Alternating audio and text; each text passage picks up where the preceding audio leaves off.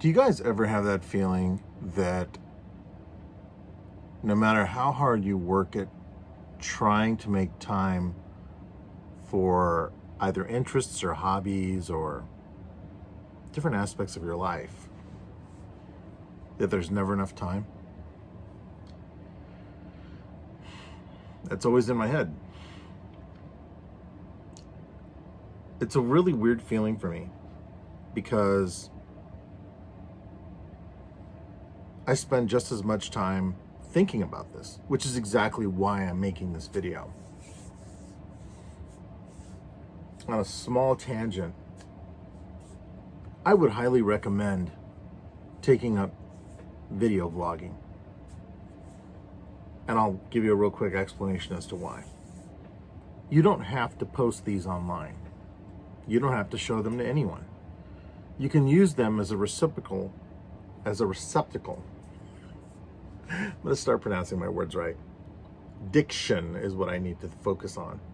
But you can start focusing on these as a way to perhaps listen back to what you think, which is what I do.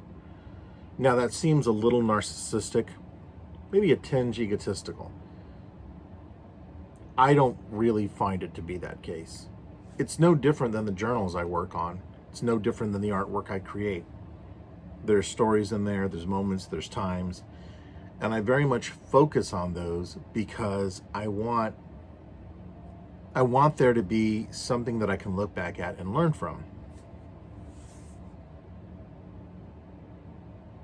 But in those same moments, I'm also keenly aware of time passing. I had just watched a video earlier that was on TikTok. I think that is the oldest individual, this elderly gentleman, that I've ever seen on TikTok. According to him, he was born in 1923. He will be 100 years old. And he was on TikTok. Now, never mind the incredibly bizarre concept of that. This is a man that when he was a child, when he had been born, we had not yet dealt with the Second World War. There were a multitude of things, from political to geographic, the whole run of it, right? In my mind, that have always been stuck in history. And I'm struck by that as well, too, whenever I taught for a little while. And I would have students that would often ask me questions. I think the weirdest and kind of funny one that I ever got asked, and I forget exactly what it was. Oh, I was talking about computers because somebody had asked me about this little symbol. And sometimes I forget exactly which class it was, but they thought it was a little robot head, and it's a diskette, like a 3.5-inch floppy disk, or the little standard hard ones, that is. And they noticed that it was the save symbol on a program. They thought it was a robot head, and I said, no, that was a floppy disk. And I will never forget that particular fifth grader saying, like, they had the internet last century? I've been owned twice by people like that, right? The other one was when I went through the Hardees drive-through. And this is why it's so important to keep perspective on things. I had gone through the drive-through, and I was ecstatic because I think it may have been Kid Robot. I don't know. As it turns out, what I was looking for was, I noticed when I pulled up to the drive-through, they had a meal that you could get for kids, which is weird, right? It was a kid's meal. But you could get these little, I believe it was a kid's meal. You could get these little figurines, and they were all from Adult Swim. But I'm talking early Adult Swim, like the first years of Adult Swim. And I got Space Ghost because I was talking to the guys, like, can I buy that separately? Because I didn't want the kids' meal. I wanted a real meal. It was my business lunch. He was like, yeah, dude, yeah. And he had opened up some because he's like, oh, yeah, you collectors, you really want your specifics, so I hope you don't mind. I opened up some of them. They're all blind bag. It's the only way I can tell you if you get one or not. I was like, I don't care. They're blind bag. You got to open them anyway. I was hoping he had Harvey Birdman. He didn't. So I took Space Ghost. He had Brack. I think he had somebody else as well, too. I love that. But that is distinctly, if memory serves me right around an early 2000 zone. And he said something like, yeah, man, those retro toys are pretty cool. And I'm like, they're not that old. And he was like, they are if you were born this century. And I literally wanted to go just take my lunch and eat it in a field watching the sunset go down. And normally it doesn't really strike me that much. Getting old is a normal thing. So maybe that's what the subject of this is, right? Getting old. So this will certainly not be a fucking long video because I don't think anyone wants to hear about it that long. With age comes experience, comes knowledge, comes a multitude of just especially cool things that can happen. Yes, we deal with tragedy. Yes, we deal with sad moments and depression and other aspects, such as life. It doesn't have to be that way. Unfortunately, the reality of life is this is where we're at. And for me, I'm certainly in therapy right now, and I've been working on myself with a lot of things, and I've been trying to find stuff that will help me become a better person, no matter my age, right? But going back to that TikTok video with that, I think the term is centenarian, I don't know, 100 years old. I hope he makes it to 100. That's amazing. That's some Betty White shit right there. But she didn't make it either, I don't think. That's a person I would love to interview. Can you imagine 100 years of life? What does that mean? What did that man experience? That's just incredible. He literally watched World War II, the Korean War, the Vietnam War, Nixon, the assassination of JFK, the beginning of the computational generation, the birth of the internet, cable TV, 24-hour news cycles, telephones becoming wireless, things getting faster, designs evolving. That man lived through cultural shifts from the 1950s rock and roll aspect through the 60s and 70s to the 80s and every decade there. That man experienced it, witnessed it, and probably has forgotten more shit than most of us will remember or learn in our own lifetimes, because so few of us are not guaranteed to live that long. And the reason why this is such a strong thing for me is because there are times whenever I feel like I need to get up, I need to get out of the studio, I need to stop looking at monitors, even the one I'm filming on. I need to go for a walk. I need to see life, right? Maybe I go to the zoo, maybe I go for a walk, maybe I just sit in a coffee house and just listen to the cacophony of people around me. Maybe I just sit here in silence and think. Some people find silence to be awkward. I've known many people that feel that way. My grandfather used to say that people talk too much. I am one chatty fucker, but I understood where he was coming from. He is not the only indigenous man that I knew that often said, you will learn more if you listen. If you're busy talking, you're probably not even hearing yourself. And that was a very deep thing to hear when you're a kid. A lot of people don't know this about me. And it's funny, I saw a comment earlier about putting our real life out there. The crazy part is, I don't think there's anything wrong with that. I think it goes a long way toward being truthful, interesting, and genuine to people. Now, I'm not saying I'm going to put out my social security number or anything else like that, but I try and tell stories and try and tell truths about what I've been through to a certain degree, because I don't need to share my whole life and nobody cares about my whole life. But I distinctly remember that my grandfather would often tell stories as well, and I marveled at what he went through. Someday I'll do a whole video about my grandfather. That would be my father's dad. He came up here to the United States, I think when he was 16 to work on the railroad. And how he got up here is one of the nuttiest, weirdest things I've ever heard of in my life. But I come from a family that they had been displaced by a lot of fighting that happened in Mexico. And especially from both sides being indigenous, it was kind of a shit show. So half Pawnee Indian, half Purepeca Indian. And yeah, it's really strange. My grandmother was of Italian immigrant stock. It's part of the reason why my first name, if many of you followed, my first name is Feliciano.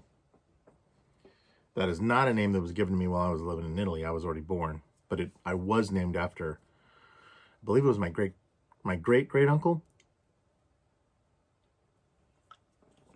Parents have a painting or a photo of him. Super Italian dude. super Italian dude. And I don't remember exactly how that angle or that arm of my family, but that was my father's mom. Anyway, I'm getting way too much into this Ancestry.com bullshit. Time can pass before you know it, and we have to look at the things that we do now and how do they reflect on our past and how do they pull things into focus for our future. For the last few nights, because friends of mine have been streaming online, I've been watching their performances and what they've been doing. I've got Twitch on again too. I'm watching Mystery Science Theater 3000 right now while I'm drawing, but I decided to go ahead and do this video. It was a really weird thing to remember that how long I've known some of these people. Some of them a decade, some of them for a few years. And I think about how little in some circumstances I've seen some of these people, right? And that became a real issue for me the more I thought about that. Time can go by so quickly, and I don't see people unless I see them at shows or maybe I work with them. And I understand that you cannot go through life and expect that every single person you run across in life will be a part of your life forever. If that were true, I would have to keep in contact with thousands of people that I've worked with, gone to school with, been taught by. List goes on.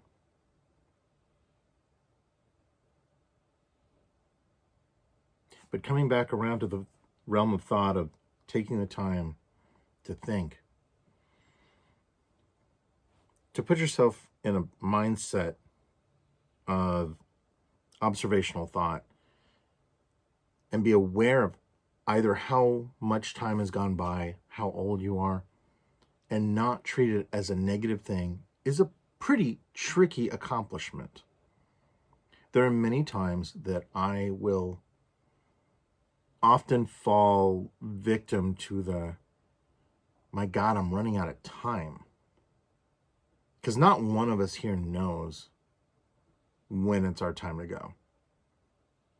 And believe me, without going into too much detail on that part, I can tell you that is an absolute fucking truth. Along with that,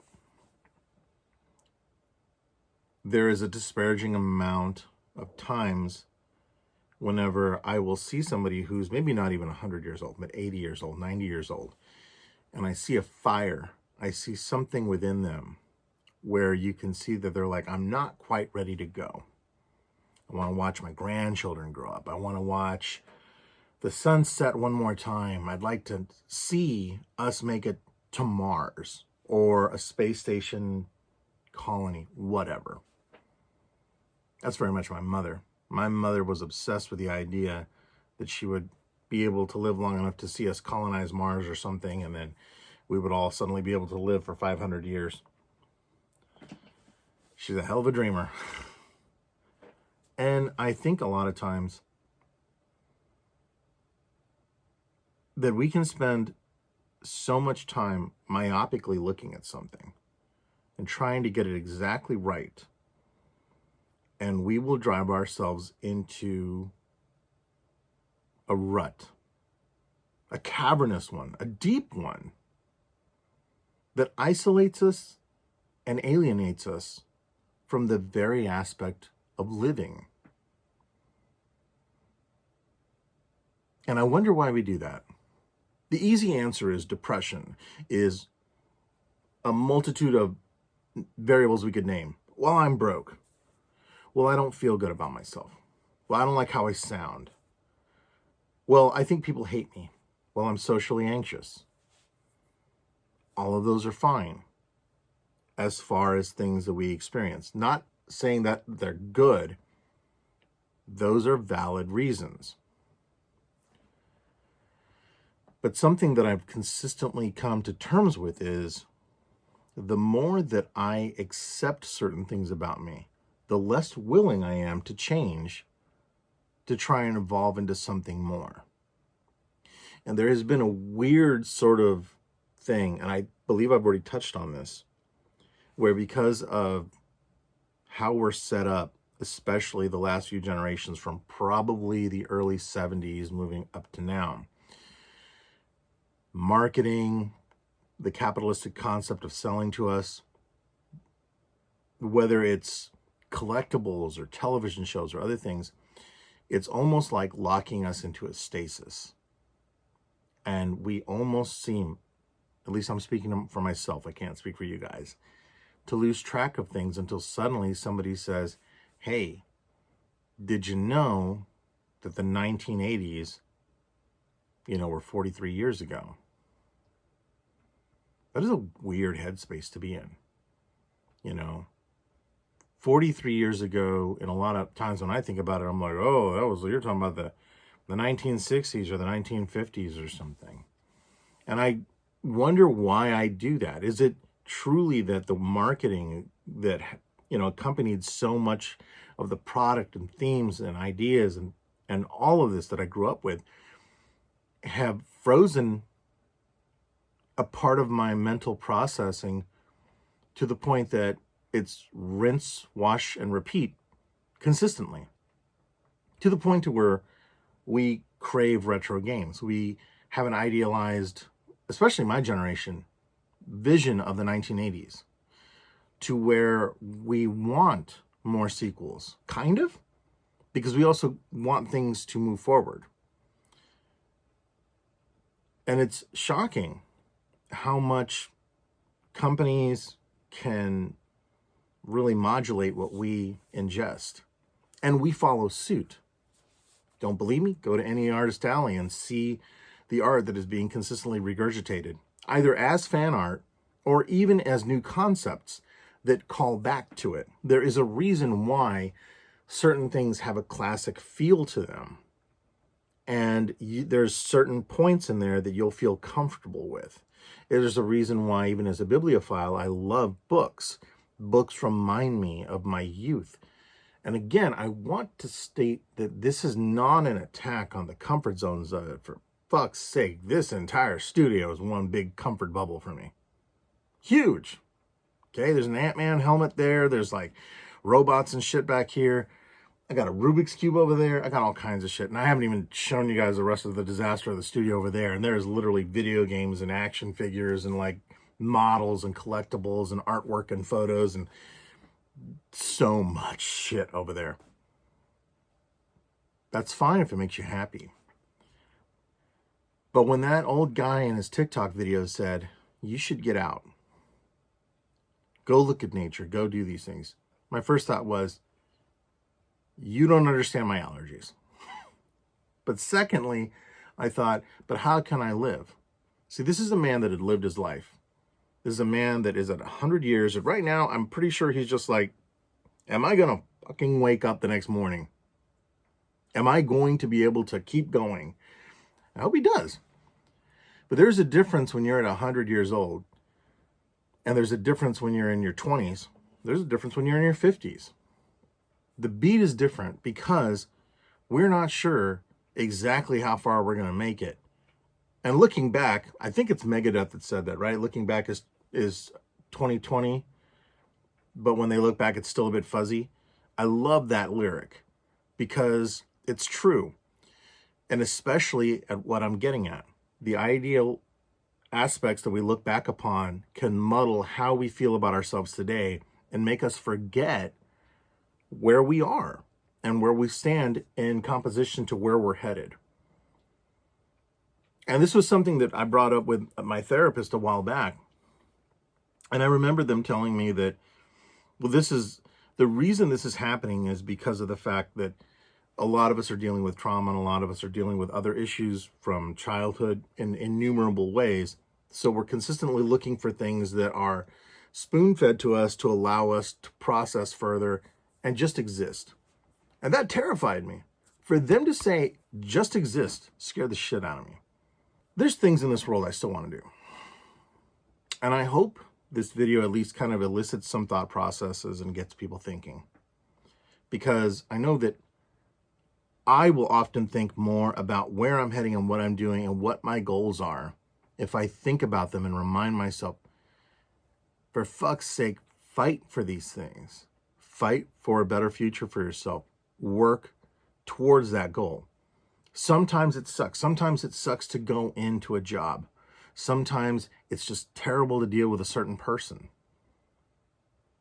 But things change. Time moves on. And the one thing I found, and this is probably the worst thing, and a buddy of mine was talking about this, and I don't know if I replied or not, but I do remember agreeing with this. Well, you can become paralyzed at some point while you're waiting for things to become just right and plan everything out. And in the meantime, while you're standing still, just like you would in a river, you're getting weighed down by the rush of water, which slows you down further and could possibly drown you, if not take you in the wrong direction. And that's no good. So you have to either decide, are you going to go with the flow in one direction and see where the water takes you? Are you going to leave the river completely? Or are you going to swim upstream and fight to go the opposite way of how things should naturally go? I would like to think that if I am lucky enough to make it to 100 years old, that I would have been as open to life and experience as I possibly could be. And there's no such thing as too late. Yes, there can be too old. I have a skateboard. I'm never getting back on again. There's things like that. I'm like, oh, no, I'm not doing that. But there's a lot of other things I can do now that I really feel like, hey, why not? Anyway, that was what was on my mind tonight. So once again, I am very interested to see what you guys think. What does it mean to move forward in life? What else would you guys like to do? Because we really don't know. We don't. We can plan for next Tuesday and it may never come. You can plan to see so many things and it could not happen. But I think it's a far crazier thing to not experience life to its fullest because we hold ourselves back. And believe me, I have a lot of social anxiety. You may not think it when you read my blog or you watch these videos, but I do. I'm just more scared of not living life to my fullest. And maybe that's the fear that's kept me going. Doesn't always work, and it's not great. Self-confidence would be a lot bigger boost. But it's what I got for now. So, much shorter video. And once again, I'd love to hear what you guys think. You don't have to leave it in a comment. You can email me like some people have been doing. I've really appreciated that. Thanks for watching, guys, and I'll catch you in tomorrow's video.